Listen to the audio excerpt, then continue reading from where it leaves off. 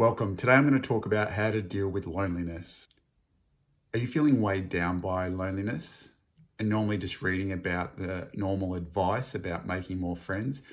Sit back for the next 5 or so minutes. I'm going to take you through some more unconventional yet powerful strategies on how to deal with loneliness. It is possible to break free from the feeling of isolation and reach fulfillment. Let's get into it.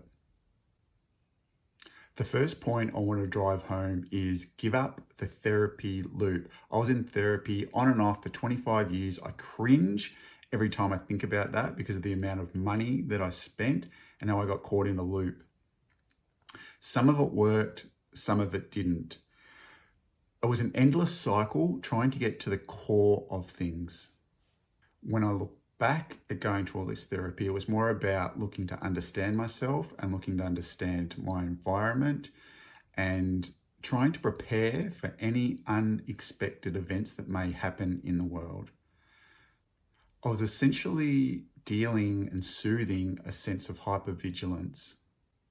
Therapy didn't provide any long-term solutions. It was more about preparing myself for anything potentially bad that would happen within myself and then also the world. What I found, I gave up therapy. And the reason for that was I noticed that the isolation and the loneliness was focused on me. I was the one who had to deal with this loneliness. From shifting the focus off the therapy and trying to get something from it, when I took my foot off the pedal of trying to figure stuff out, I noticed that life was happening in the present moment.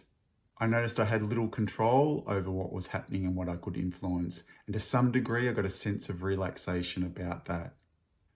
And by relaxing, I found myself slipping into the stream of life. I found by giving up control, I could be spontaneous in the moment. I found myself being at ease. I could express myself in the present moment. I could allow the life force to express through me out into the world.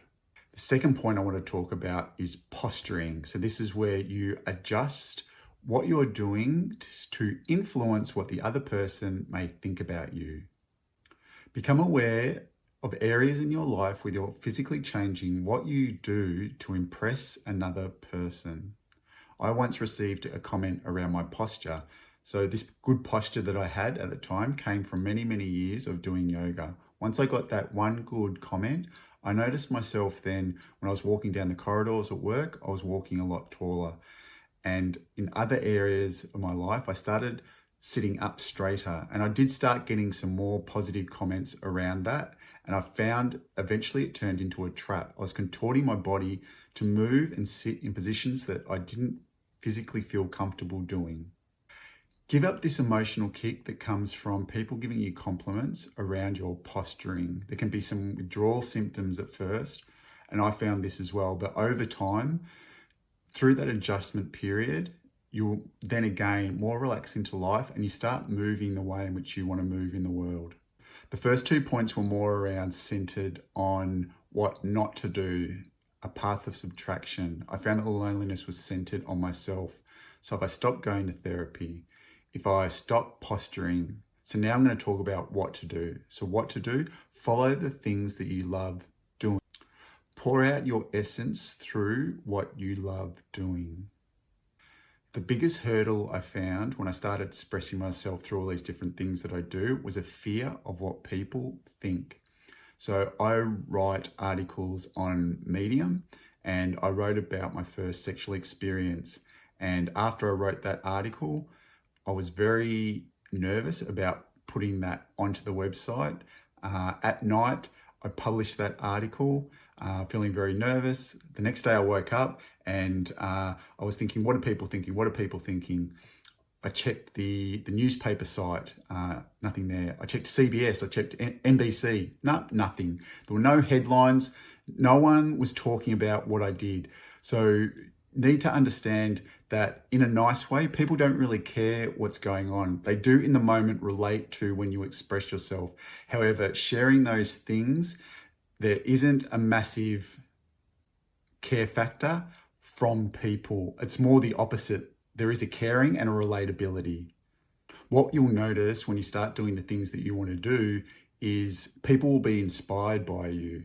And what will end up happening, people will get drawn to you. So while you're focused on yourself, doing the things that you love, you'll be like a magnet. People will come towards you. I have a lot more friendships now that I've started doing these projects and different things that I love doing. If you aren't sure where to start, you've got a number of different things. Do one action in relation to all these different things that you want to do. Then see how you feel when you do that action, and also see where you have any mini successes.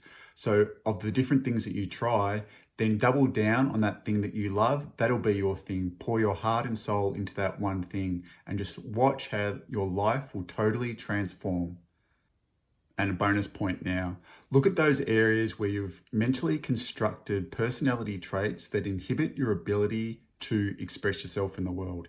Check it out here, subscribe and like. Thank you.